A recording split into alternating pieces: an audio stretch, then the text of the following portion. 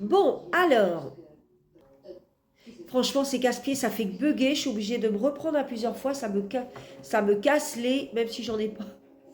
Donc, je disais, j'ai appelé l'entreprise Charrier. Je leur ai expliqué mon problème. Et je leur ai dit que bien sûr, j'avais personne pour me monter le hublot, ni personne pour m'emmener aller chercher le hublot. Ils m'ont dit qu'ils étaient prêts à faire la livraison et le montage, mais qu'il fallait que je leur envoie un mail avec toutes les infos dont ils ont besoin, c'est-à-dire la référence le modèle de ma machine, la marque de ma machine, que j'explique bien le problème, que j'envoie des photos pour qu'ils voient bien d'où vient le problème. Je leur ai dit que j'étais sous curatelle, ils ont dit que ça posait pas de problème, qu'il fallait que j'envoie les infos concernant la curatrice, c'est-à-dire son nom, son prénom, son adresse mail, parce qu'ils vont lui envoyer un devis en fait, pour qu'elle donne son accord. Donc, le temps qu'ils envoient le devis, qu'elle se bouge le cul pour donner son accord,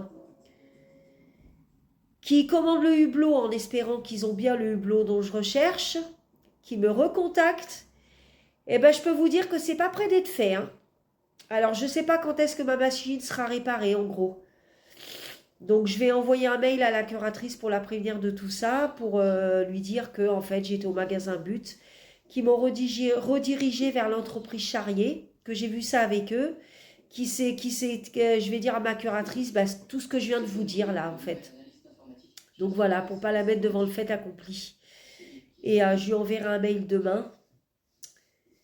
Et donc voilà, donc ce qui est plutôt une bonne nouvelle, c'est qu'ils acceptent quand même de livrer et de faire le montage. Donc ça déjà, ça me rassure. Maintenant, il n'y a plus qu'à espérer qu'ils ont vraiment le hublot que je veux et à espérer que la curatrice donne son accord. De toute façon, elle donnera son accord parce qu'elle n'a pas le choix, j'ai besoin de mon lave-linge.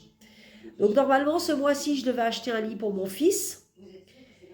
Donc je crois que je vais être obligée de repousser au mois de mars. Parce que là...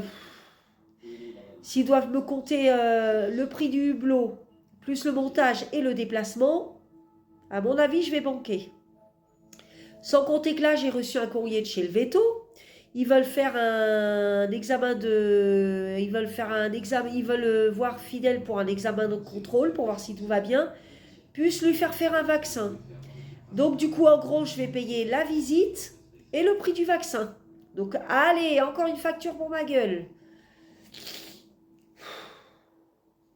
Moi, j'en ai marre, hein. J'espère que la curatrice, elle va pas finir par prendre la décision de me baisser mon argent de semaine parce que c'est hors de question. Déjà que j'avais 110 euros, elle m'a baissé mon argent de semaine à 90 euros. Alors, je vous dis pas la merde pour faire les courses. Alors, si elle me baisse encore mon argent, je vais être encore plus dans la merde. De toute façon, elle pourra pas le faire parce que pour baisser mon argent de semaine, il faut mon accord signé, elle l'aura pas. Je signerai aucun papier. J'ai refusé qu'elle baisse mon argent. Elle se démerde comme elle veut, elle a qu'à prendre sur mon deuxième compte, même si mon compte, il fera pas long feu. Mais il est hors de question qu'elle baisse mon argent de 2 semaines. Non, mais ça va pas, non? Attends, moi, j'ai pas envie de crever de faim à cause de sa gueule, hein. Bref, je vous en dirai plus quand j'en saurai plus concernant ma machine. Je vous retiens au courant.